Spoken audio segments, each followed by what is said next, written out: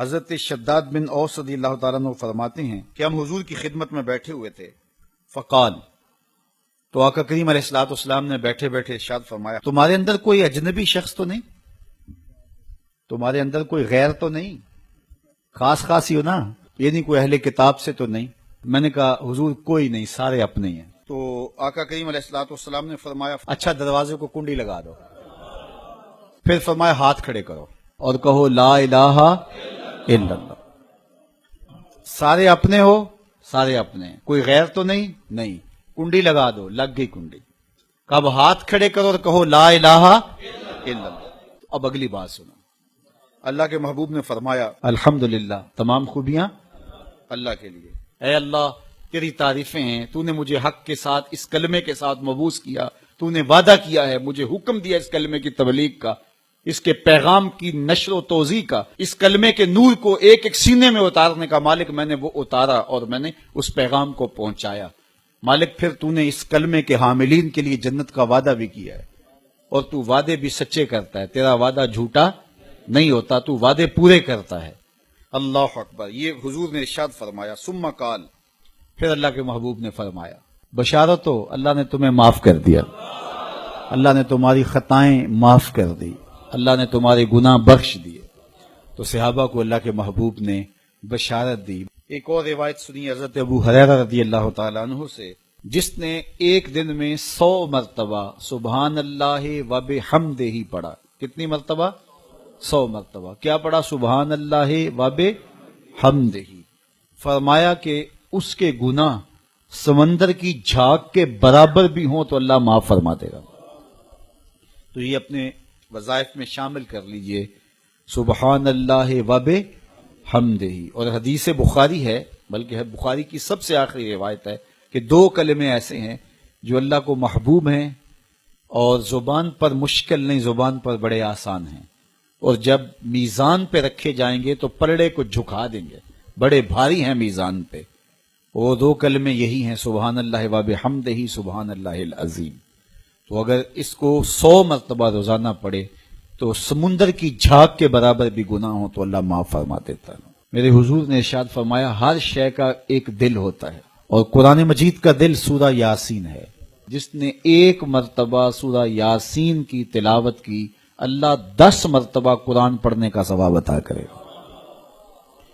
تو اپنی صبح کا آغاز سورہ یاسین سے کیا کریں، کچھ وقت نہیں لگتا، نماز فجر کے بعد اشراق تک سورہ یاسین پڑھ لیا کریں۔ سورہ یاسین اگر آپ پڑھ کے اپنے دن کا آغاز کرتے ہیں، آپ کا سارا دن خیر سے گزرے گا۔ اس دن اگر کاروبار کریں گے تو برکت ہوگی، اس دن کسی کام کو جائیں گے تو رحمت ہوگی، اس دن بہت ساری بیماریوں سے، آفات و بلیات ارضیہ و سماویہ سے، دشمنوں کے حسد سے، مبغضین کے بغض سے بچے رہیں گے، لوگوں کے شر سے، حادثات سے محفوظ رہیں گے۔ تو اپنے دن کا آغاز سورہ یاسین سے کریں، اور کتنا بڑا اجر ہے۔ آپ 1 سال میں بھی شاید 10 قرآن مجید نہ ختم کر سکیں، اور سورہ یاسین پڑھیں تو 10 مرتبہ قرآن مجید پڑھنے کا ثواب نصیب ہوگا۔ رسول کریم نے ارشاد فرمایا اِنَّ سورۃ فی القرآن 30 آیہ، قرآن مجید میں ایک سورت ہے جس کی 30 آیات ہیں۔ اگر کوئی شخص اس کی تلاوت کرتا ہے تو وہ سورت پڑھنے والے کی شفاعت کرتی ہے، اور اتنی بار شفاعت کرتی ہے کہ اس کو بخشوا کے چھوڑتی ہے۔ وہ سورت کون سی ہے؟ وَهِيَ تَبَارَكَ الَّذِي بِيَدِهِ الْمُلْكُ، یہ سورۃ الملک ہے، 30 آیتیں ہیں۔ جو شخص اس کی تلاوت کرے، یہ اتنی بار سفارش اللہ کی بارگاہ میں کرتی ہے کہ اپنے پڑھنے والے کو بخشوا کے چھوڑتی ہے۔ تو اپنے دن کا آغاز سورہ یاسین سے کریں، اور اپنی شب کا آغاز سورہ ملک سے کریں۔ سونے سے پہلے سورہ ملک کی تلاوت ضرور کر لیں، تو انشاءاللہ اس سے رات برکت سے گزرے گی، آفات و بلیات سے بچے رہیں گے، اور سب سے بڑی بات کہ اللہ تعالیٰ جل شانہ غفران و رحمت سے مالا مال فرما دے۔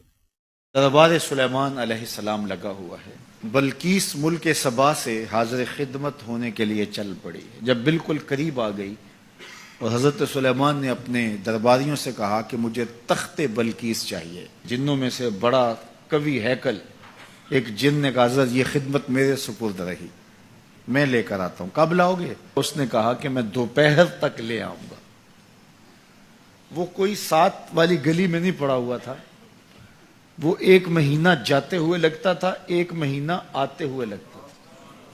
کوئی چھوٹی سی ڈبیا ہو جیب میں ڈال کے لے آنا ہو تو پھر بھی 2 ماہ چاہیے، لیکن وہ تخت 60 ہاتھ چوڑا تھا، 80 ہاتھ لمبا تھا۔ شرن جب ہاتھ کا لفظ بولا جائے کہ اتنے ہاتھ لمبا تو وہ کونی تک ہاتھ ہوتا ہے۔ یہ 1.5 فٹ کا آج کل ہمارا ہاتھ ہے، جب لوگ بڑے ہوتے تو سائز بڑا ہوتا ہوگا، تو بغیر کسی مزاحمت میں اس کو کاٹ کے بھی لانا ہو تو سال چاہیے، لیکن وہاں تو پہلے کھڑے ہیں۔ تو جن نے کہا کہ میں دوپہر تک لے آتا ہوں، بہت بڑی پیشکش تھی نا، لیکن حضرت سلیمان نے کہا نہیں، مجھے اس سے بھی پہلے چاہیے۔ شان ہے نا، مجھے اس سے بھی پہلے چاہیے، وہ تو آ گئی ہے اور اس کے آنے سے پہلے چاہیے۔ اب جندوں میں جو سب سے طاقتور تھا اس نے تو اپنی پیشکش رکھی کہ میں تو اتنا کر سکتا ہوں کہ دوپہر تک لے آؤں۔ تو ایک شخص کھڑا ہوا جس کے سینے میں کتاب اللہ کا علم تھا، اور وہ آپ کا امتی تھا، آپ کا مقتدی تھا، آپ کا غلام تھا۔ وہ کھڑا ہو گیا اور اس نے پیشکش کی، حضرت یہ ذمہ داری میری رہی، میں لے کے آتا ہوں۔ میاں وہ جن تو دوپہر تک کا وقت دے رہا ہے، تم کتنی دیر میں لاؤ گے؟ آصف بن برخیہ جواب دیتا ہے، انا آتی کا بہی قبل ان یرتد الیک طرفک، آپ آنکھ بعد میں جھپکیں گے، تخت پہلے پڑا ہوگا۔ حضرت سلیمان نے بھی آنکھ نہیں جھپکی، تخت سامنے پڑا تھا۔ بے ساختہ پکار اٹھے، ھذا من فضل ربی، یہ میرے رب کا فضل ہے۔ اب حضرت سلیمان علیہ السلام کے ایک درباری، آپ کے ایک مقتدی اور آپ کے ایک امتی کو اللہ نے یہ طاقت، توانائی اور شان دی ہے کہ 1 مہینے کی مسافت پہ پہروں کے حصار میں پڑا ہوا اتنا بڑا تخت آنکھ جھپکنے سے پہلے دربار میں حاضر کر دیتے ہیں۔ ہیرے اور جواہرات اس تخت کے ساتھ جڑے ہوئے تھے۔ لوگ تو وجود کے تحلیل ہونے کی بات کرتے ہیں، قرآن میں نظیر موجود ہے کہ اس کا ایک موتی بھی نہیں ٹوٹا۔ حضرت امام فخر الدین رازی علیہ رحمہ فرماتے ہیں، جب حضرت سلیمان کے مقتدی کی یہ شان ہے کہ آنکھ جھپکنے سے قبل اتنا بڑا تخت حاضر کر دیتا ہے، تو جس امام کے پیچھے مسجد اقصی میں حضرت سلیمان خود نماز پڑھی، اس مقتدا کی شان کا عالم کیا ہوگا؟ جب ان کے امتی کی یہ شان ہے تو پھر امام الانبیاء کی عظمتوں کا عالم کیا ہوگا؟ تو آنے واحد کے اندر تخت بلقیس کا حاضر کر دینا یہ نظیر ہے اس بات کی کہ ایک جگہ سے دوسری جگہ مختصر وقت کے اندر منتقل ہونا یہ کوئی مسئلہ نہیں۔ اگر کسی شخص کو ڈاکٹر یہ بتا دیں کہ تیری طبی صورتحال یہ بتا رہی ہے کہ تیرے پاس زندگی کی چند سانسیں باقی، اب وہ کیا کرے؟ نمازیں پڑھنے لگ جائے، نوافل پڑھے، روزے رکھے، صدقہ و خیرات کرے، یہ سب کرنا چاہیے، لیکن علماء نے کہا کہ وہ علم حاصل کرنے لگ جائے۔ حضور علیہ الصلوۃ والسلام کا فرمان کہ جو شخص علم حاصل کرتے کرتے طالب علمی کے دوران انتقال کر گیا، قیامت کے دن اس کے اور نبیوں کے درمیان صرف 1 درجے کا فرق ہوگا، علم کی وجہ سے اس کو یہ شان اور یہ عظمت نصیب ہو۔ میں اور آپ ہر وقت کہتے ہیں کہ ہماری پریشانی کا سبب یہ ہے، یہ ہے، یہ ہے، وہ سبب ہوں گے جو ہم سمجھتے ہیں، لیکن ہماری پریشانیوں کا بہت بڑا سبب ہمارا جھوٹ بولنا ہے، قرار قلب کا نصیب نہ ہونا، طمانینت باطن کا نہ ملنا، ہر وقت ٹینشن ہی رہنا، پریشانیاں ہی رہنا، اذیتوں میں مبتلا رہنا، بے چین رہنا، بے قرار رہنا، دکھوں میں مبتلا رہنا، حالات کی تلخیاں سنگینیاں کبھی دور ہی نہ ہوں، اس کا سبب یہ ہے کہ ہماری زندگی میں جھوٹ ہے۔